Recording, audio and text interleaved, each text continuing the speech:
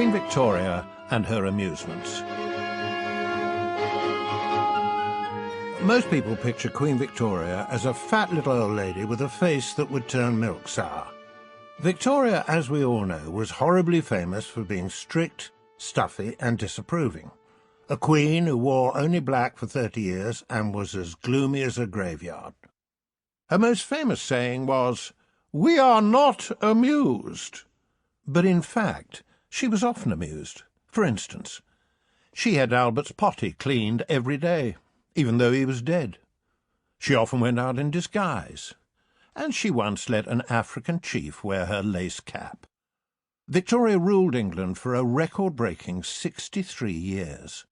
In that time, the world changed out of all recognition. Chapter 1. We Are Young. In 1819, a coach rattled its way through Germany on its way to France. The driver was in a hurry. Inside, his heavily pregnant wife bounced around on the bumpy road and wished the journey would end. The driver was the Duke of Kent, and his wife, the Duchess, was carrying a child.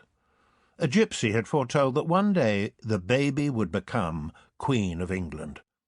At the time, the prediction didn't seem very likely, but the Duke wasn't taking any chances. He wanted his baby to be born in England, not somewhere on the road to Calais. The parents made it home, and the baby was born on the 24th of May at Kensington Palace. Her grandmother called her the Mayflower, but Victoria wouldn't have won any beautiful baby contests. Baby Vicky was a bit of a podge, but then she took after her royal family in that respect. Vicky was only 5th in line to the throne, yet, as it turned out, fate handed her the crown on a silver plate. None of her royal uncles produced a child who could be heir to the throne. Next in the pecking order came Vicky's dad, and when he died, that left Victoria's bottom the most likely to sit on the throne.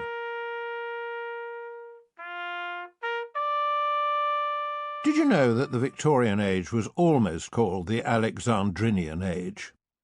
Victoria's christening took place at Kensington Palace.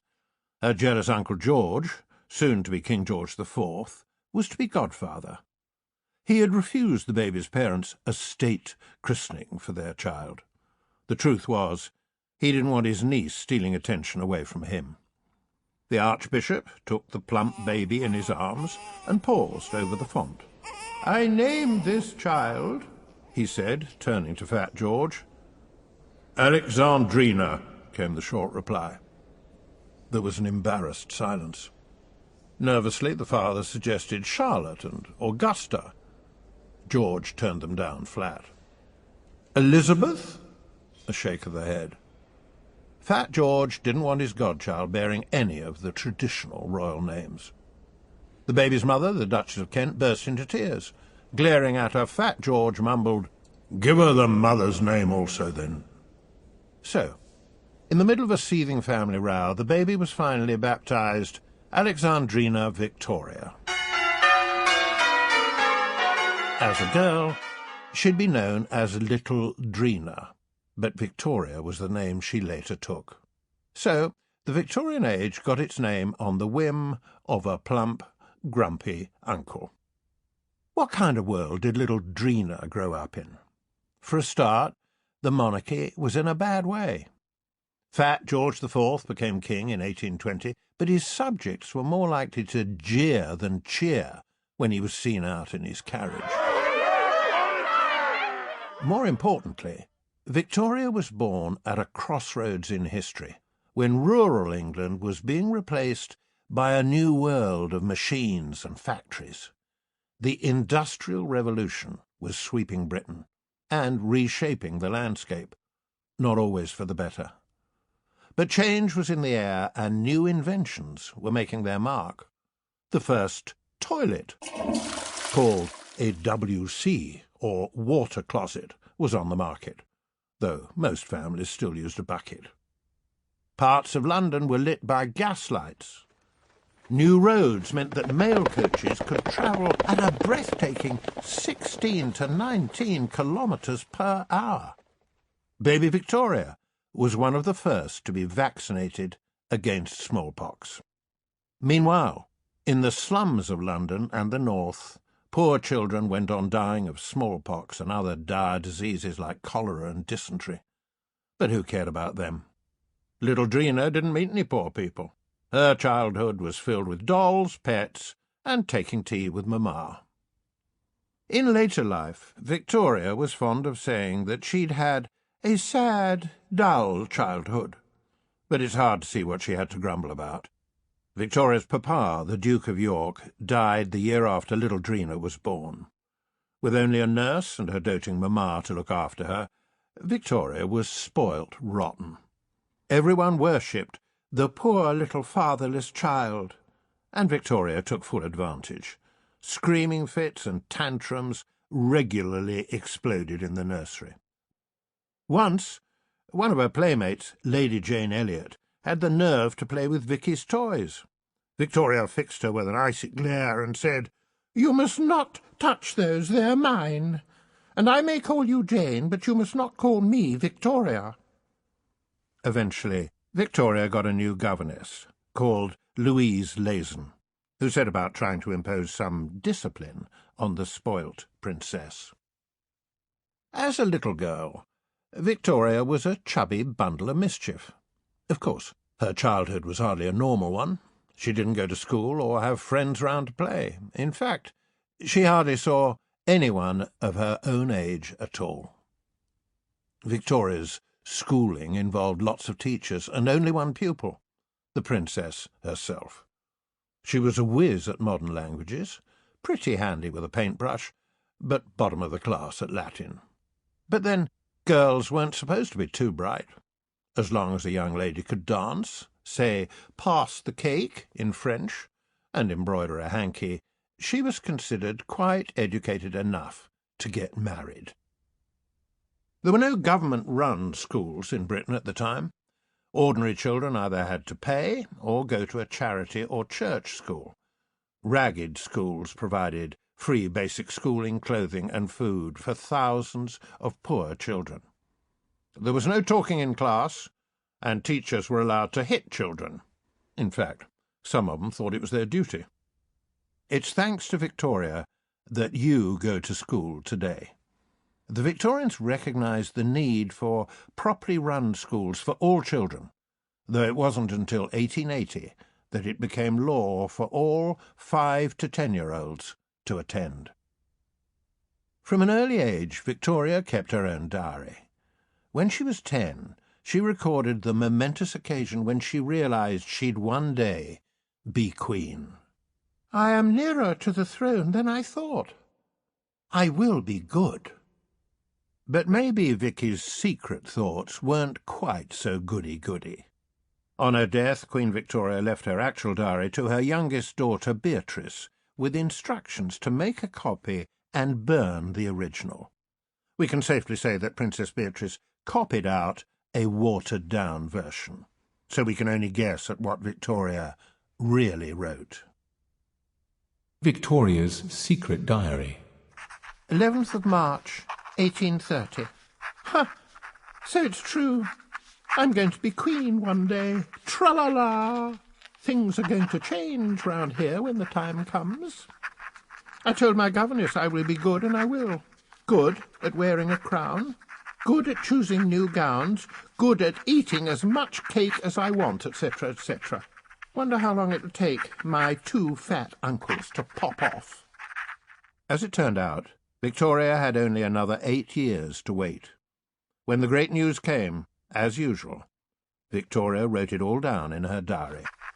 I was awoken at 6 o'clock by Mamma, who told me that the Archbishop of Canterbury and Lord Cunningham were here and wished to see me. I got out of bed and went into the sitting-room, only in my dressing-gown and alone, and saw them. Lord Cunningham, the Lord Chamberlain, then acquainted me that my poor uncle the King was no more, and had expired at 12 minutes past 2 this morning, and consequently that I am Queen. The reaction in her uncensored diary might have been simpler. Yippee! Victoria's first act as Queen was to have her bed removed from her mamma's room. At last, she was free. Well, sort of. Chapter 2. We Are Queen. Victoria was still a teenager when she became Queen, and the British weren't used to royalty and skirts. No woman had ruled England since Queen Anne over 100 years before. In her favour, Victoria arrived at a time when the monarchy's popularity was at rock bottom. She could hardly do a worse job than the last few royals. In fact, Victoria had several things going for her. For starters, she wasn't barking mad like some of her relatives. Also, she was young, honest, and hard-working. True, having a large doll collection wasn't much training for ruling a country, but she was willing to learn. The Hard Times, June the 28th, 1838. God save the Queen! In an affecting ceremony at Westminster Abbey this morning, the young Queen was crowned in front of 10,000 guests, looking majestic in her crimson robes and a small diamond circlet on her head. The young Queen was a picture of dignity. From 6:45, lords and ladies thronged the abbey, their necks and hands glittering with diamonds. The weather was fine, and all along the route the Queen's coach was greeted by the thunderous cheers of her subjects. I really cannot say how proud I feel to be the Queen of such a nation, said Victoria, before rushing back home to give her pet dog, Dash, a much-needed bath. Unfortunately, Queen Victoria's 63-year reign had a stormy start. Victoria had lots of ladies who helped her dress and do things that queens can't possibly do by themselves. They were her ladies of the bedchamber. The problem arose when Victoria's favourite Prime Minister, Lord Melbourne, a member of the Liberal Party, was to be replaced by Sir Robert Peel, a member of the Tory Party. Victoria herself was a Liberal, or Whig as they were known, and so all the ladies of the Queen's bedchamber were too. Understandably, Peel wasn't too happy that all the Queen's ladies were cheering for the opposition. Victoria, meanwhile, couldn't see that it was any of his business. The argument between Peel and the Queen soon reached deadlock. "Will your Majesty change your bedchamber ladies?" "No." "Some of them?" "No." "Any of them?" "No." In the end, Peel said he couldn't form a government under these conditions, and Victoria got her beloved Melbourne back as Prime Minister. Victoria was so fond of spending time with the Prime Minister that people in the street were starting to call Mrs. Melbourne after her. Something had to be done. It was the Queen's royal duty to have a child who would be the next king or queen.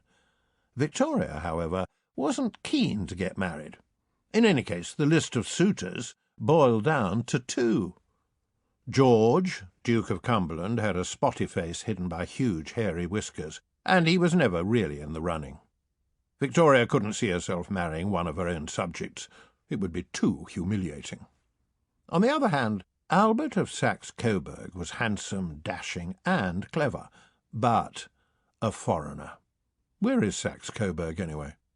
He was also Victoria's cousin, and had been groomed to marry her for most of his life. Victoria liked her men to be dashing and handsome, so Albert it was. But would the country accept a German prince? More to the point, could Victoria accept anyone? After her strict childhood, Victoria was enjoying her freedom. She was in no hurry to find a husband who might try to tell her what to do. However, things would change when she set her eyes on Albert. Maybe her private diary recorded her change of heart. Victoria's secret diary. 10th of July, 1839. Discussed marriage with Lord M. How odious the subject is. I don't wish to meet Albert. If I do meet him, I'll have to decide whether to marry him or not. And if I do decide to marry him, I'll have to propose.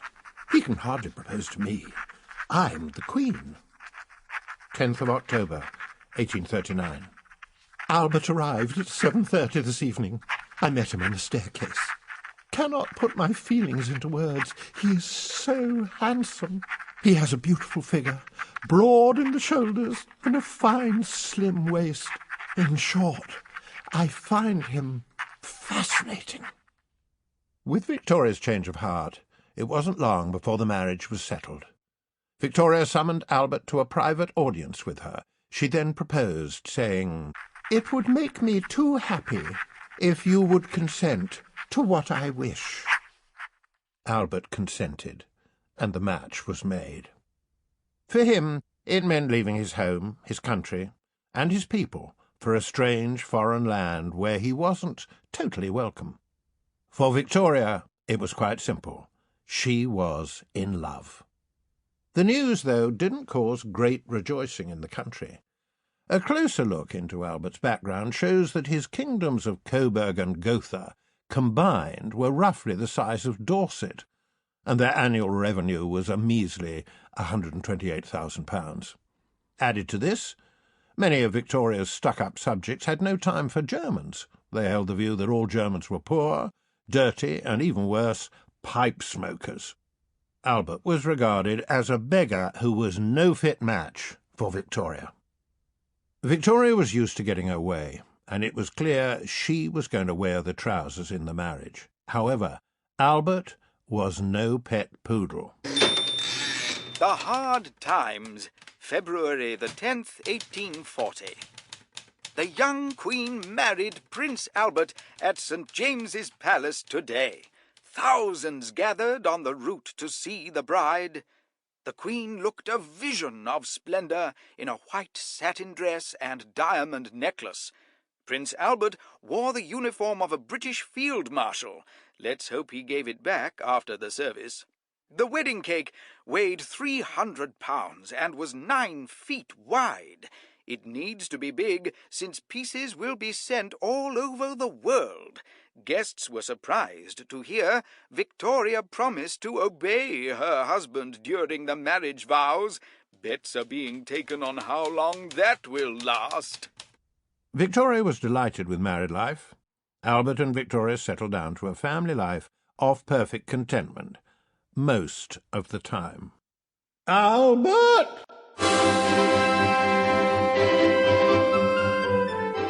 Chapter 3. We are a family. Victoria was so delighted with her husband that she often had to check he hadn't sprouted wings and a halo. He was not only good-looking, he was brainy too. They were both 21, yet he seemed much older than Victoria. Albert had come to Britain hoping to make himself useful in public life. In the early days of their marriage, Albert stood by Victoria while she signed her state papers. The paper prince was there to support Victoria and help her bear royal babies. Apart from that, he wasn't to be allowed to meddle. Although Victoria insisted Albert be given the title Prince Consort, Parliament decreed he was to have no power in politics, no rank in the army, and no place in the House of Lords. What was a young prince with brains and energy to do with himself? Even at home, Victoria didn't easily forget that she was queen. But things began to change when she became pregnant for the first time. Then the Queen started to rely on Albert more and more to take care of state business for her. In time she began to rely on his advice in everything, especially since all her ministers praised his good sense. But Victoria dreaded the whole business of childbirth. She could be sentimental about animals, sobbing herself to sleep when Albert's favourite wolfhound died, but she couldn't stand babies in what she called the frog stage. An ugly baby is a very nasty object, and the prettiest is frightful. Victoria felt the first 2 years of her married life were utterly spoiled by having a baby. Still, after the first one, she went on to have 8 more. And naturally, Vicky's kids weren't just there to fill the nursery. Through them, she became the grandmother of Europe, with royal relatives everywhere. Victoria's 9 babies were born at the rate of 1 every 2 years, so It's hardly surprising she looked fat and frumpy in old age.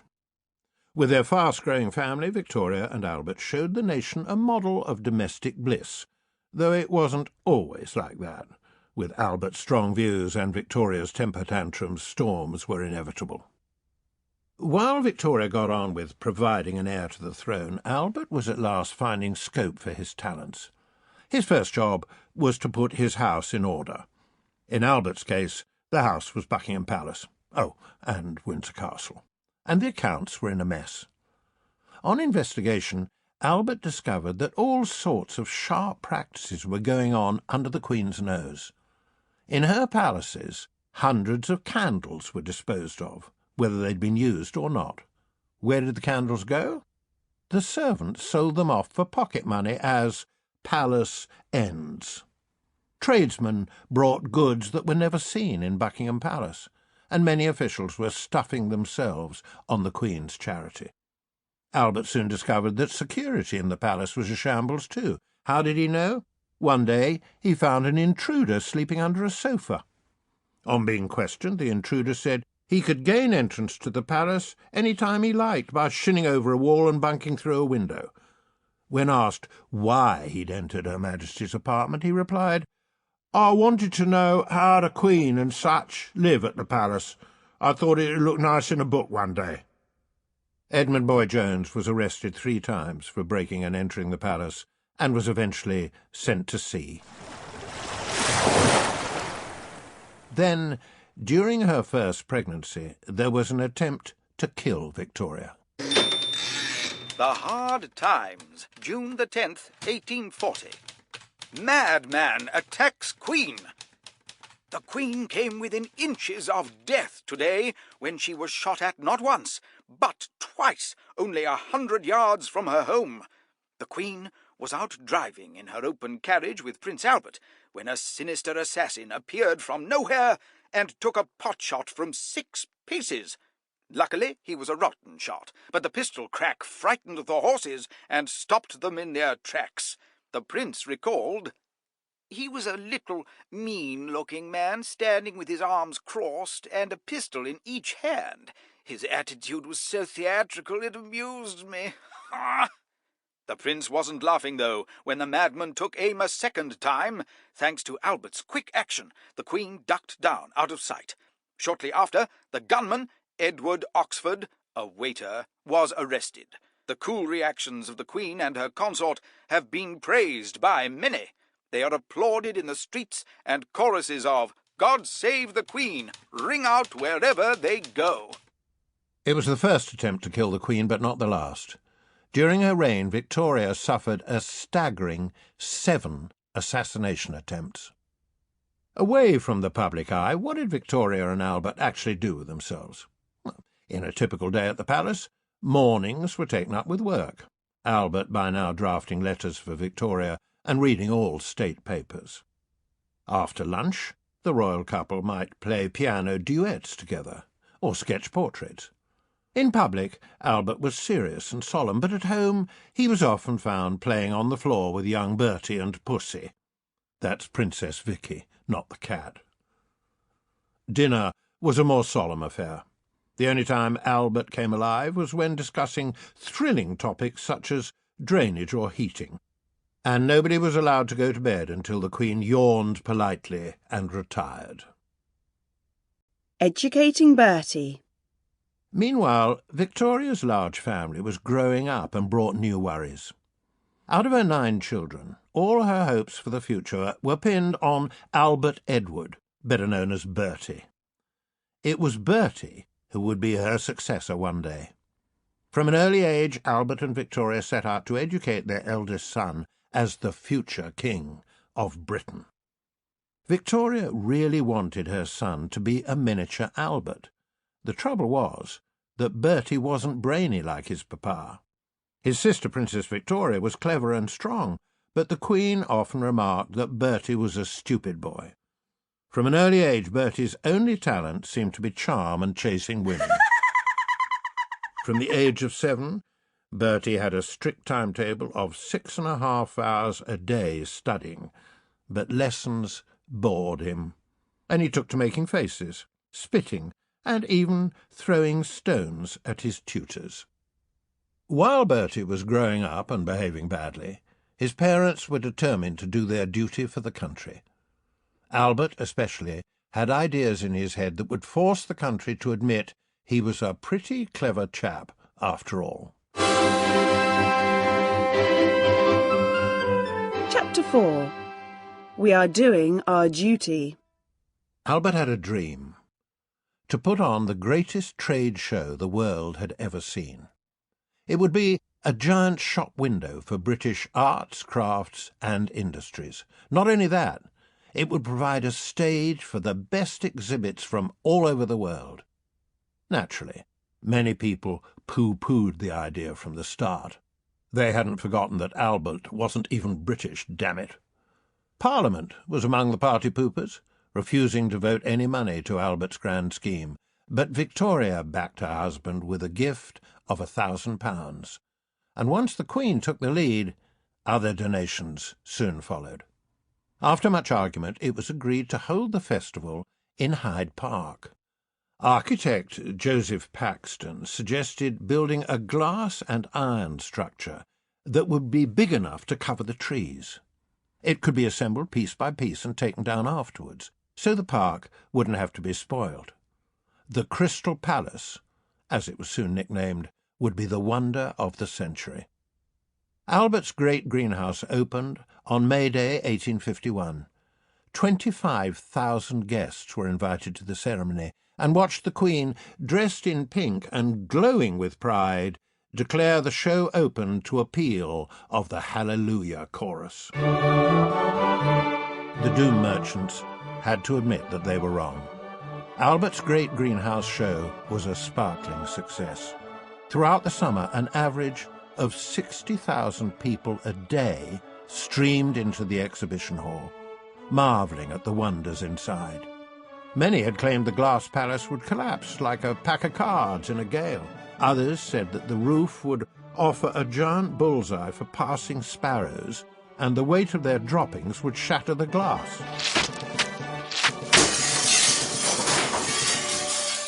Yet in the end, the sun shone on the opening day, and Victoria rode in her carriage through streets packed with cheering people.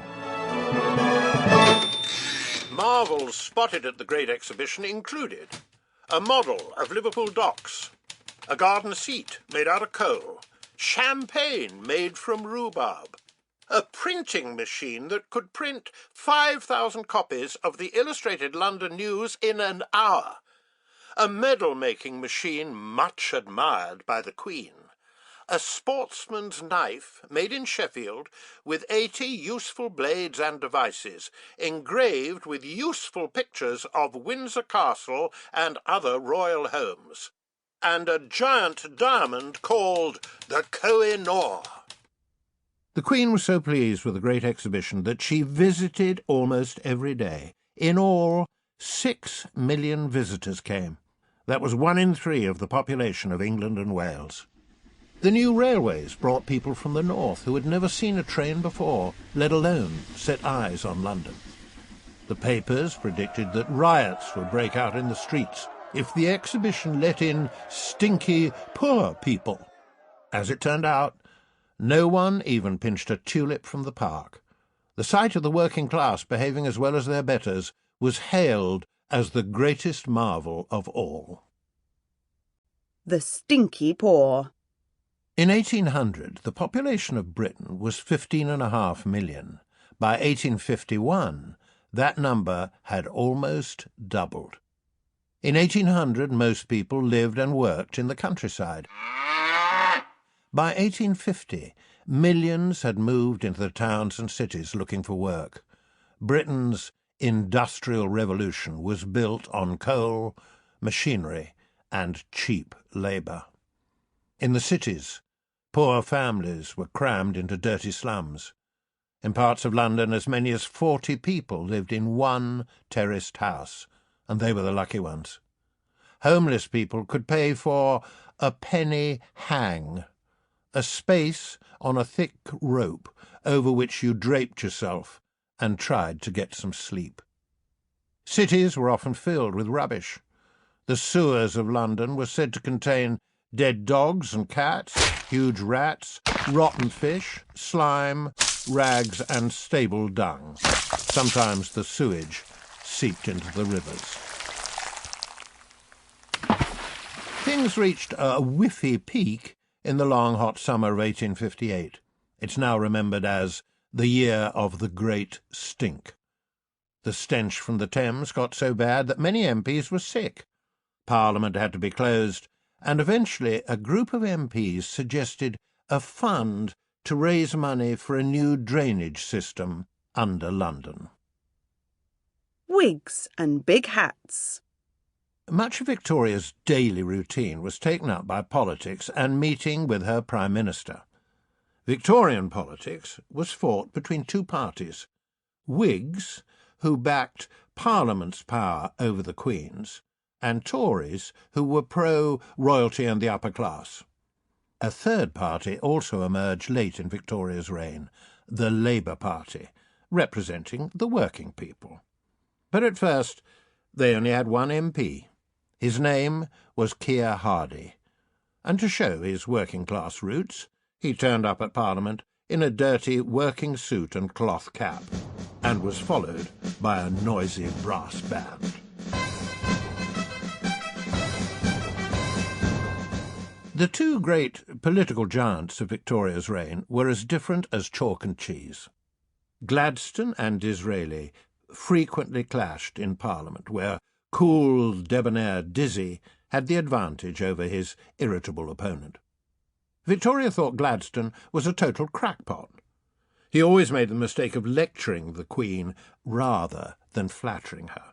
In contrast, Disraeli was one of the most flamboyant prime ministers Britain has ever had. The son of a Spanish Jew, Disraeli was baptized a Christian as a boy.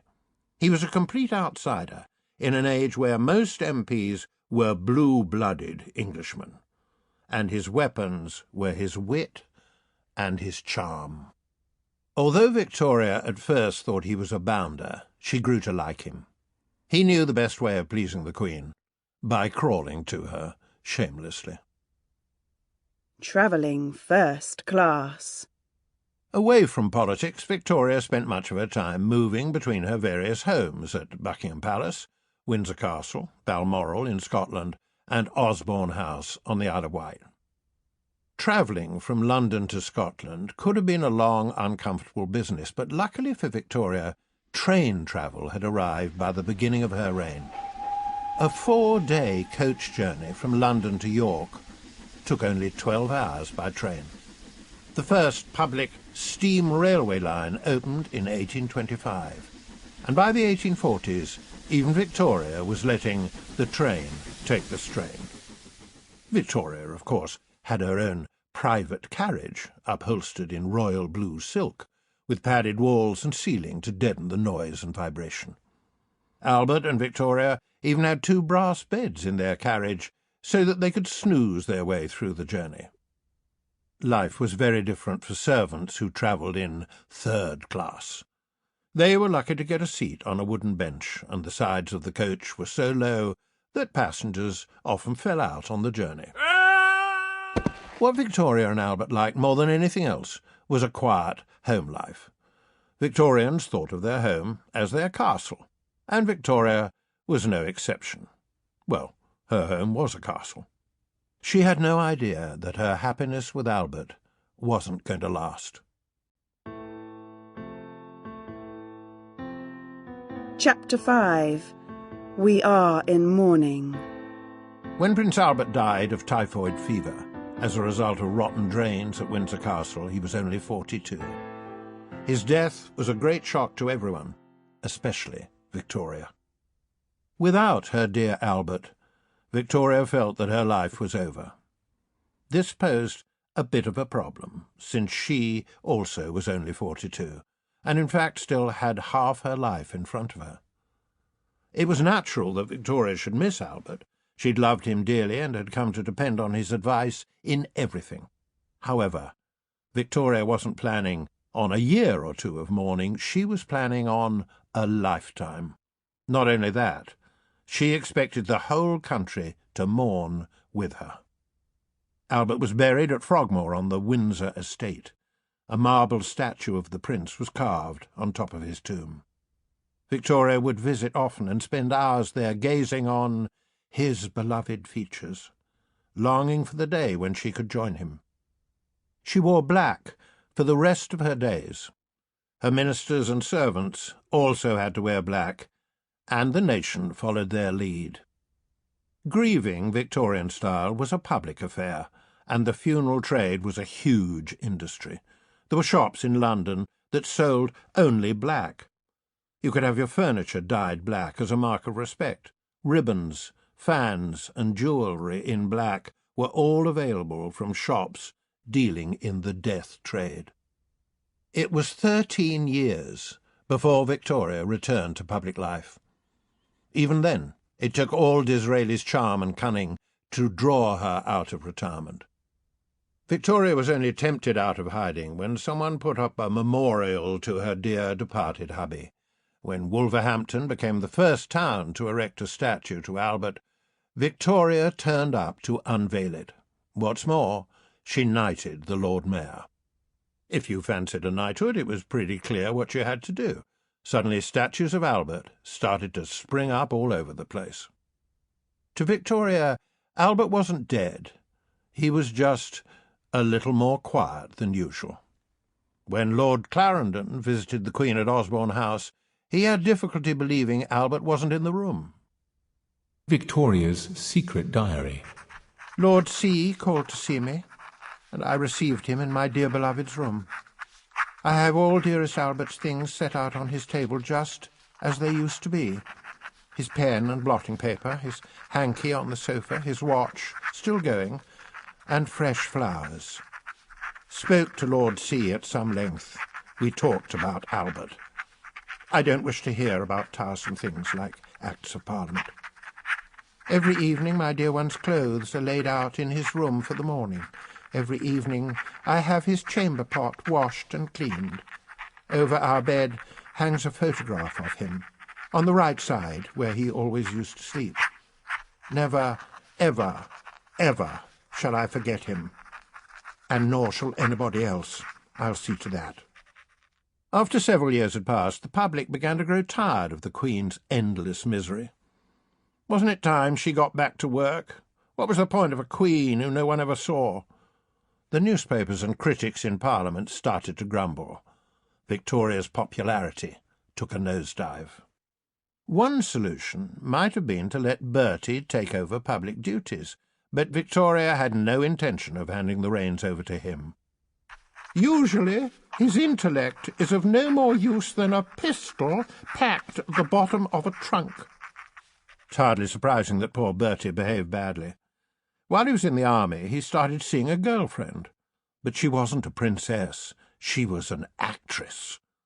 The affair caused a shocking scandal, and to keep bad Bertie out of mischief, he was married off on the 10th of May, 1863, to Alexandra, Princess of Denmark. But even Bertie's wedding day was ruined by his mum. She watched it from a balcony room in her widow's dress, casting an air of gloom over the whole occasion. A Highland Fling. Of course, Victoria never dreamed that she could be capable of causing a scandal herself. Yet 4 years after Albert's death, tongues started to wag about the Queen and another man. Even more shocking, the man in question was one of the Queen's servants. John Brown was a rough Scotsman who spoke his mind. He had been one of Albert's favourite servants at Balmoral, so Victoria adopted him. Soon she couldn't do without him. People started mockingly to call Victoria Mrs. Brown. It was said that Brown didn't call Victoria Your Majesty. He called her woman. He was fond of whisky, and used to put a nip in the Queen's tea. On more than one occasion he was drunk as a skunk on duty. But Victoria pretended not to notice. Victoria's children couldn't stand her Highland servant, and after his mother died, Bertie took personal pleasure in going round Windsor and smashing every bust of John Brown he could lay his hands on. Brown died in 1883 after 18 years' loyal service. He kept up his 7 days a week attendance on the Queen right to the end. While Victoria hid herself away, Britain continued to strengthen her position as the top dog in the world. It's time to look at some of the glories of the great British Empire. Chapter 6. We are an Empress. 100 years ago, Britain ruled the biggest empire the world has ever seen. At its height, 1/4 of the world was under British rule. The empire stretched from Canada to Australia and from India to South Africa. At its head was Victoria, the mother of this great family of nations. There was a famous saying at the time, "The sun never sets on the British Empire." Since the empire was so vast, the sun was always shining somewhere, either in London, Calcutta, or Sydney. There was also another side to the boast. The British firmly believed that their glorious empire would last forever. It had all started as far back as the reign of Elizabeth I, when England began to establish new colonies. The empire had grown slowly ever since. Not that Britain ever set out to conquer the world. The real prize was trade and wealth. By grabbing countries like India, Britain got rich from trading their goods. During the 19th century, the greedy European powers set about slicing the world into pieces like a giant cake, and Britain managed to grab the biggest slices. Because she had the largest navy and controlled the trade routes at sea. The Great Comeback. By 1871, 10 years after Albert's death, Victoria's popularity was at an all-time low. The gossip about Mrs. Brown was the talk of every London dinner party. In Parliament there were even MPs who talked openly about a republic. What? Government without royalty? No king or queen? Even Victoria, who hadn't paid attention to anything for years, was alarmed. By the following year, however, the Queen had made a triumphant comeback. First, the nation was shocked when Bertie fell ill. For a time, it looked as if he would follow his father to an early grave. When he made a miraculous recovery, the Queen attended a Thanksgiving service at St. Paul's Cathedral.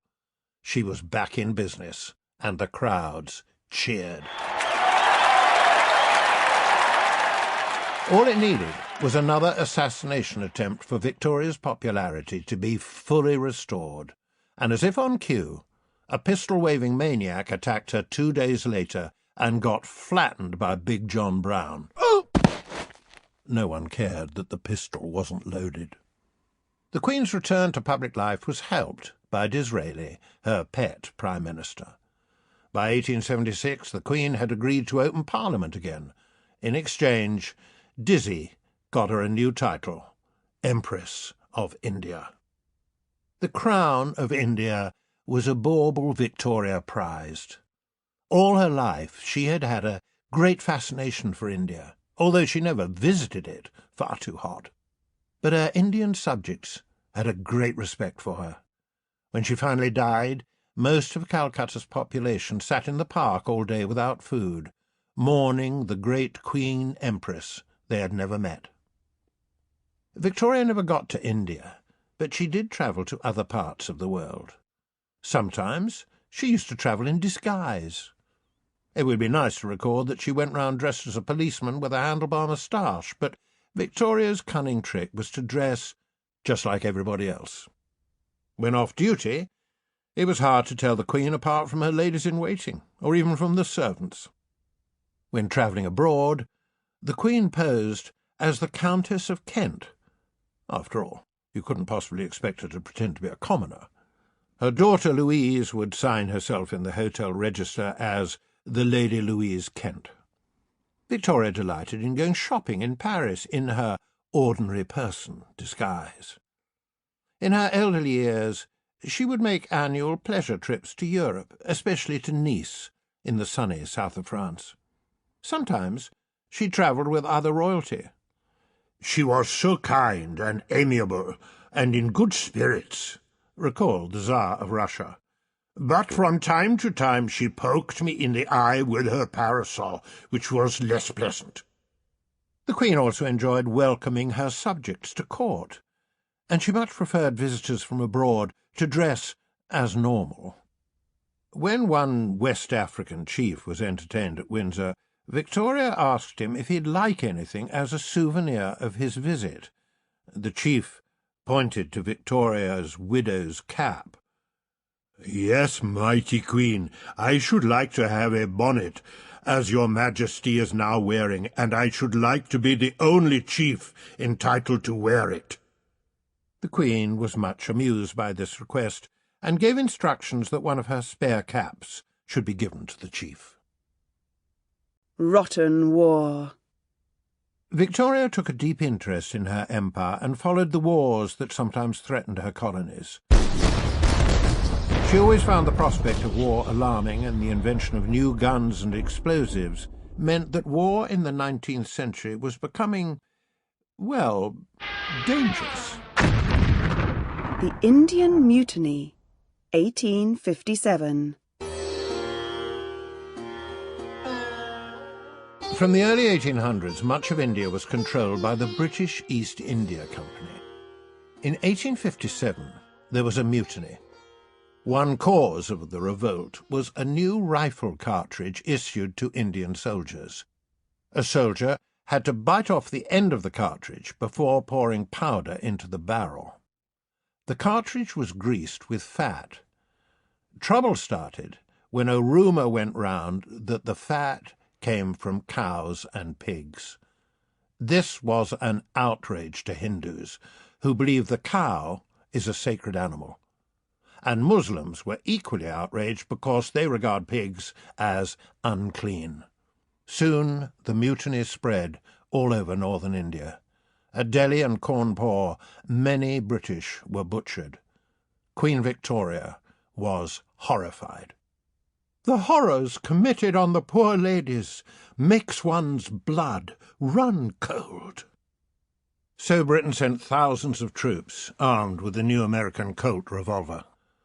The rebels were tortured and killed without mercy, but Victoria didn't seem bothered about them. That was the end of the East India Company. From then on, India came under the direct rule of the British Crown. The Crimean War, 1853 to 1856. The Crimean War is best remembered for two things: Florence Nightingale and the charge of the Light Brigade. But it was also the first war where people at home read news reports from the front line and even saw war photographs. The Light Brigade's charge was actually one of the biggest blunders in British history. The Crimea wasn't even part of the British Empire. It was a peninsula that's now part of Turkey.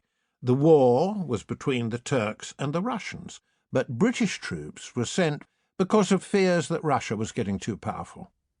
Led by the Earl of Cardigan, the Light Brigade attacked the Russian guns in a cavalry charge down a long valley.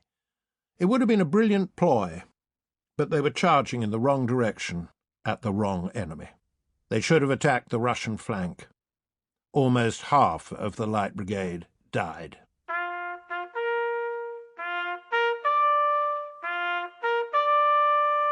In Victoria's day, a woman's role was to sit at home and be ladylike. Times were changing, however. And when Florence Nightingale heard that soldiers in the Crimea had no hospitals or doctors, she packed her lamp and went to help, taking 38 nurses with her. The wounded soldiers regarded Florence as an angel and nicknamed her the Lady of the Lamp. The Boer War, 1899 to 1902. The Boers were farmers who resented Britain adding South Africa to its empire collection. For one thing, it was their land. For another, Gold and diamonds had recently been discovered in the region. Britain sent a massive army to teach the upstart Boers a lesson, but they fought back using guerrilla tactics. Victoria herself took a keen interest in the Boer War. At Christmas 1899, she decided to send her loyal troops a present. Nearly 100,000 bars of the new treat called chocolate were shipped out to the soldiers. Eventually, the British beat the Boers through sheer weight of numbers. But even after the worst disasters, Victoria said, "We are not interested in the possibilities of defeat. They do not exist." Whether Britain was fighting the Boers or the Russians, Victoria embodied the fighting spirit of the nation. She was the first monarch to present medals to her soldiers in person, and Victoria thought nothing of touching the hand of a common soldier. She even invented a new medal for outstanding bravery, the Victoria Cross. As the Queen grew old and wobbly on her legs, Britain continued to be great.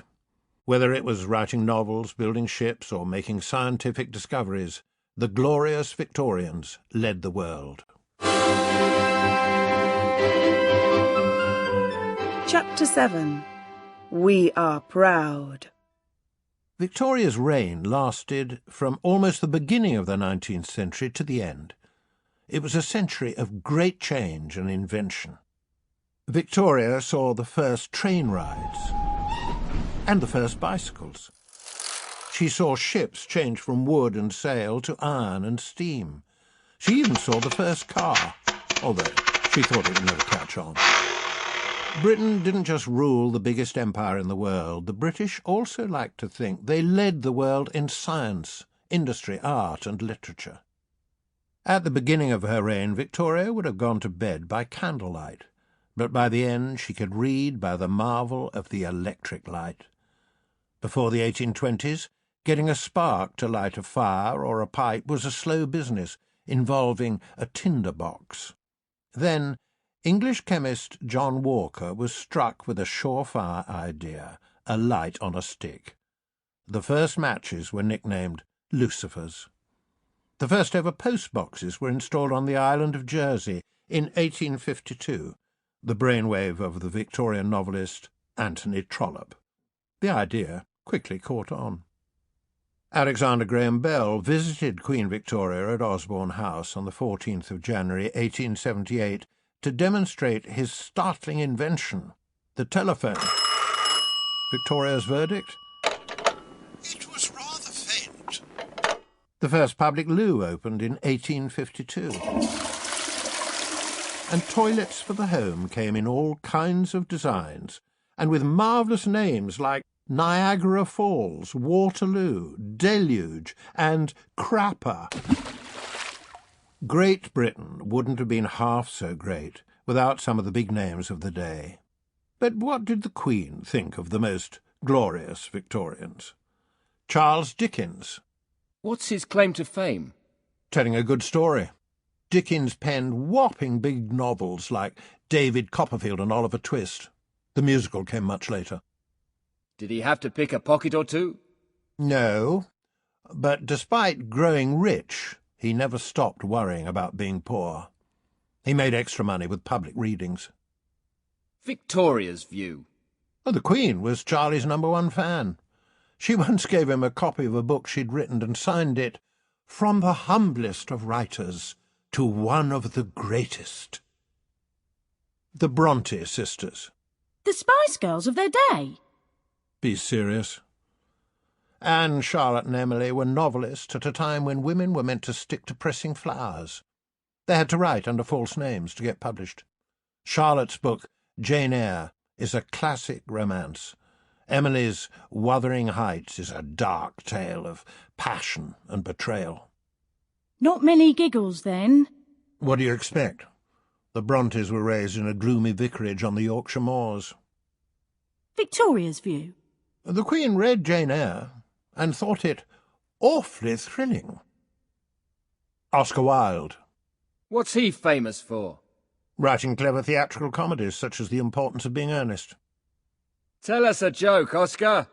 Wilde was a great wit, and had Victorian audiences rolling in the aisles. His speciality was turning ideas upside down. For example, there is only one thing worse in the world than being talked about, and that is not being talked about. Was he talked about? Yep, especially when it became known he was gay, which was illegal then. It shocked Victorian society, and Oscar was sent to jail. His health never recovered, and he died in exile. Victoria's view. Not recorded. But Oscar said the Queen was one of the 3 women he admired most and would have married with pleasure. The other 2 were an actress and a singer. Isambard Kingdom Brunel. Is he what? A big name for a little man with a huge reputation. Brunel was an engineer who stood 5'4" tall in his socks. 2 of his big ideas were the Clifton Suspension Bridge, still standing in Bristol, and the Great Western. Great Western? Was he a cowboy builder? Oh, ha. Actually, the Great Western was a monster ship, the fastest steamer to cross the Atlantic in its day. Victoria's view. Oh, the Queen wasn't on speaking terms with builders, especially if they smoked cigars. Alfred Lord Tennyson. What's his claim to fame? Victorian poet. Give us a rhyme, Alfred. Tennyson's most famous poem was In Memoriam. Since it was sad and about death and mourning, it was right up the Queen's Street. Tennyson wrote a poem for Victoria, too, which proved he could creep with the best of them. Her court was pure, her life serene. God gave her peace, her land reposed. 1,000 claims to reverence closed in her as mother, wife, and queen. Victoria's view. He was her fave poet and a lifelong chum. Charles Darwin. What's his claim to fame? Biologist who invented the theory of evolution in his blockbusting book The Origin of Species. Anybody read it? In a nutshell, Darwin claimed that all life had evolved from the same ancestors. Famously, this made monkeys out of our early relatives. Give the man a banana. Actually, many Victorians wanted to give him a punch on the nose. Darwin's theory caused a mighty stink since it challenged the Bible's version of creation. Darwin was accused of blasphemy, and the public outcry made him ill. Victoria's view. Well, the Queen was often surrounded by hairy apes, but they were the government. So, if you had to choose, who was the most glorious Victorian of them all? No contest. Send me victorious.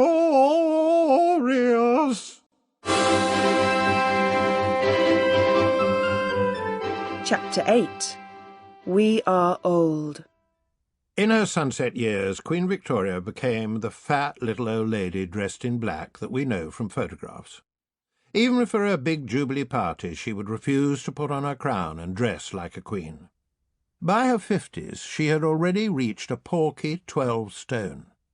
At about 5 feet tall, she looked like a little black battleship. In old age, she went on eating and getting fatter. She needed a walking stick to get around, and her eyesight wasn't so good, but there was nothing wrong with her appetite. And she was a fast eater, which gave her the advantage over her dinner guests. If there was a choice of either hot or iced puddings on the menu, she'd help herself to both, while the others were still trying to decide. Her guests often suffered as a result of her speed eating. When Her Majesty's plate was empty, scarlet-coated footmen would quickly appear and whisk away all the plates, whether people had finished or not.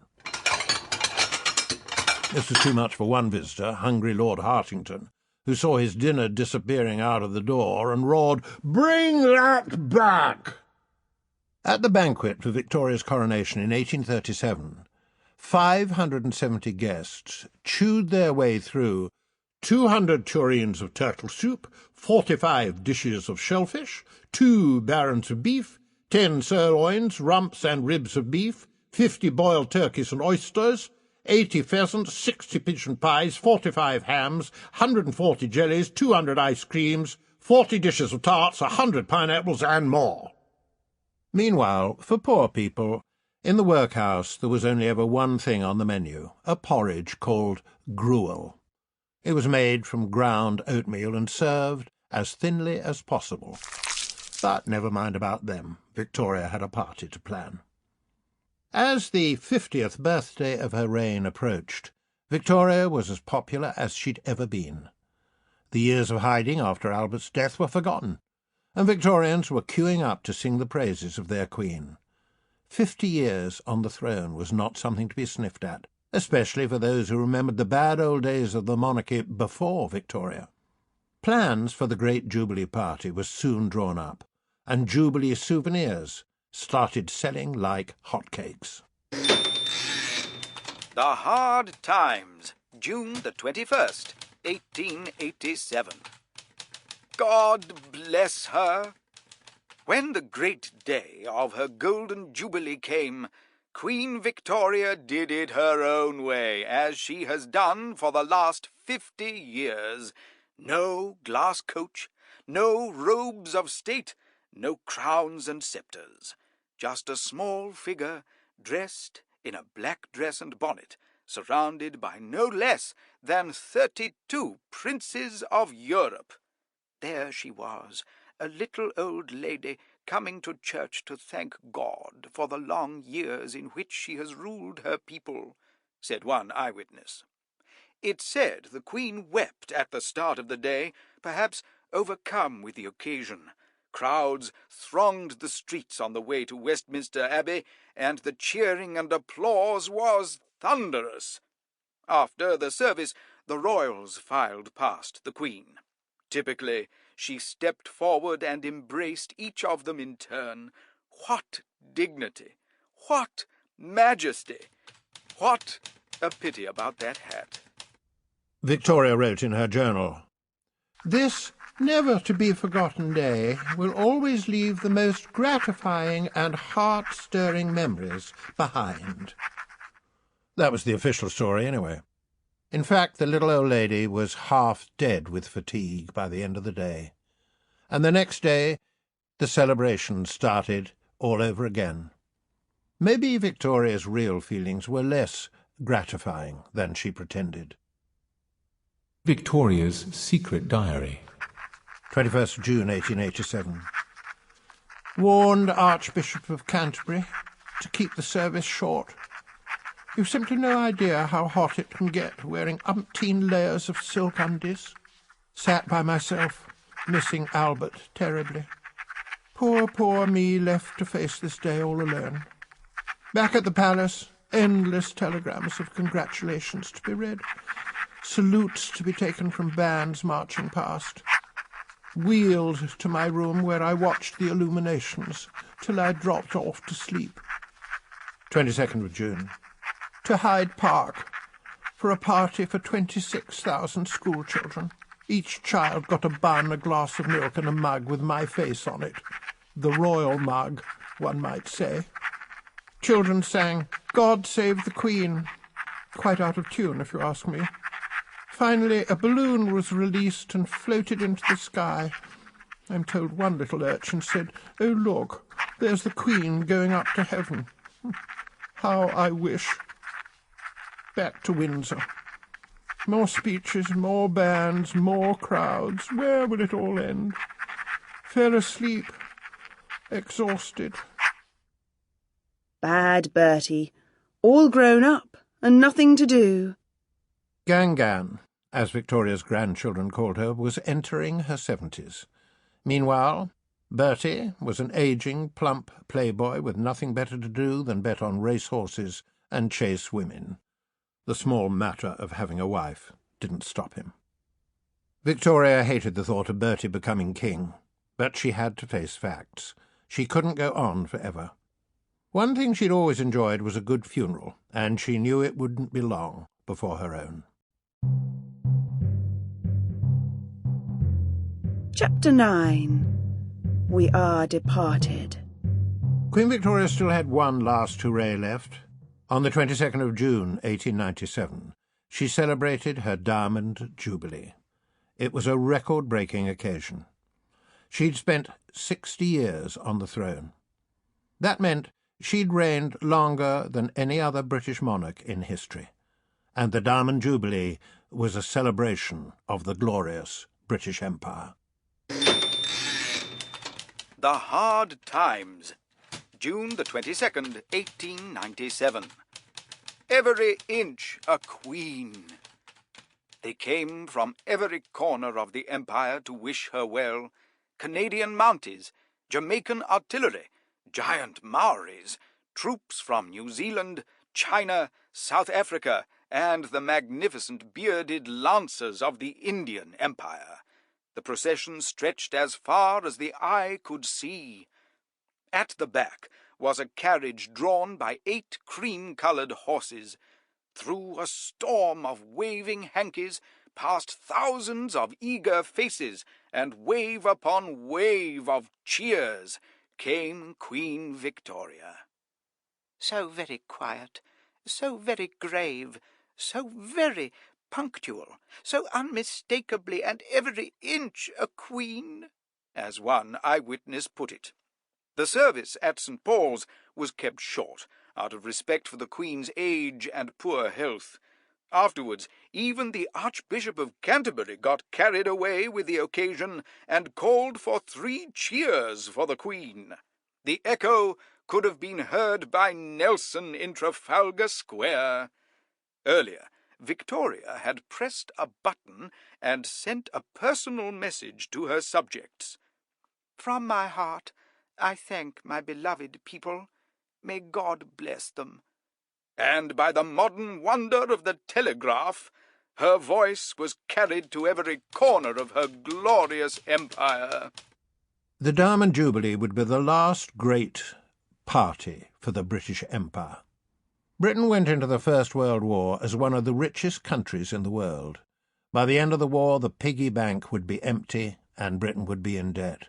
In 4 years, the country exhausted the riches of the Victorian age. It was a good job Victoria wouldn't be there to see her precious empire go down the plug hole. The Royal Grandma. By 1899, the Queen was a grand old grandma of 80.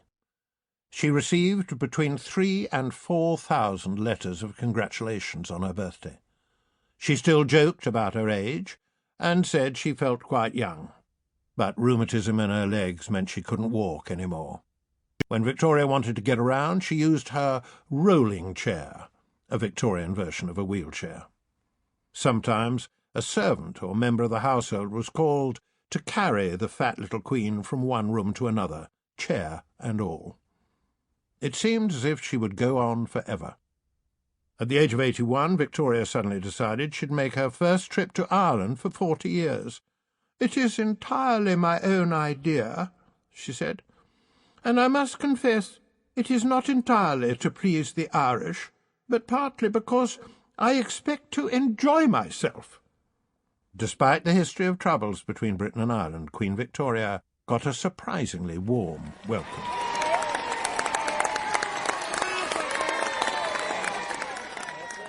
The Queen's age began to show during the long, hot drives through the country, and sometimes she dozed off on the journey. This posed a tricky problem when a crowd of villagers was waiting to cheer the Queen. Ponsonby, her assistant private secretary, got into the habit of digging his spurs into his horse to make it jump and whinny.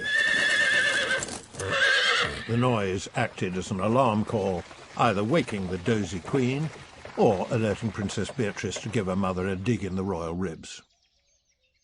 The new century dawned with the Queen in her 82nd year. The end was near. The old clock was at last running down. Death was in the air wherever Victoria looked. In July 1900, her second son, Alfie, died of cancer, and in Germany her eldest and favourite daughter was also dying. On Sunday, January the 13th, 1901, Victoria made her last entry in her famous diary. It wasn't exactly dramatic stuff. "Had a fair night, but was a little wakeful. Got up earlier and had some milk. Out before 1 in the garden chair. Rested a little. Had some food and took a short drive." She had kept the diary for 70 years, from her sad, dull childhood, through to her Diamond Jubilee and the new century. Now, in the last days of her life, it came to a sudden stop. Victoria went quickly downhill, and the family gathered at her bedside. On the 21st of January, Bertie went to see his mother. After he'd left the room, her doctor, Sir James Reed, stayed at her bedside. He was a bit surprised when the Queen kept kissing his hand. Victoria evidently didn't realise that Bertie had gone and thought she was kissing her son's hand. Perhaps she was thinking about all the time she'd made his life a rotten misery. The next day, Victoria faded fast. Like a great three-decker ship sinking, as one of her family said.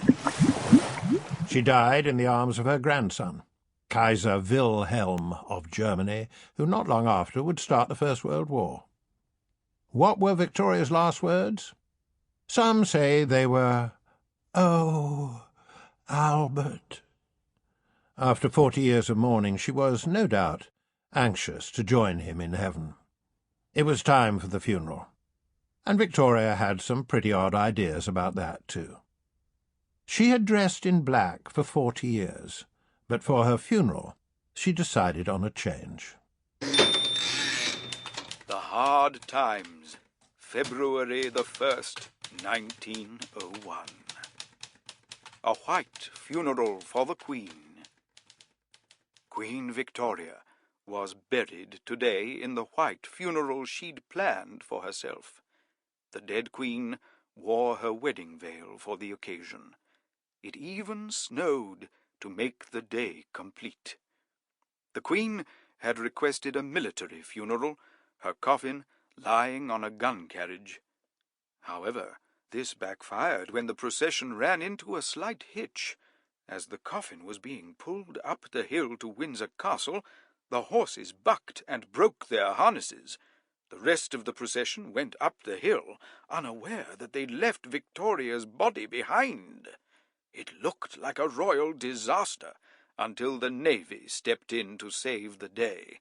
They got the King's permission to drag the gun carriage up the hill by rope. Victoria was buried side by side with her beloved Albert. They're together again at last. It was the end of an era, the close of the Victorian age. Victoria, for all her pig-headedness and stuffiness, had been a legend in her own lifetime. She was the mother of the empire, the Empress Queen who ruled over a quarter of the world's population. No mean achievement for a little old lady who wore a widow's cap instead of a crown. In the end, Victoria stood for everything both good and bad about the Victorian age. Strength, tradition, a stubborn will, and an unswerving belief in Britain's greatness. Bertie, or Edward VII, as he now became, would be different. Nicknamed Edward the Caresser, Bertie, with his whiskers, hunting dog, and strong whiff of cigar smoke, was ready to usher in a new era, the racy, fashionable Edwardian age. And, at long last, his interfering old mother wasn't there to stop him. "Bertie, put that cigar out!"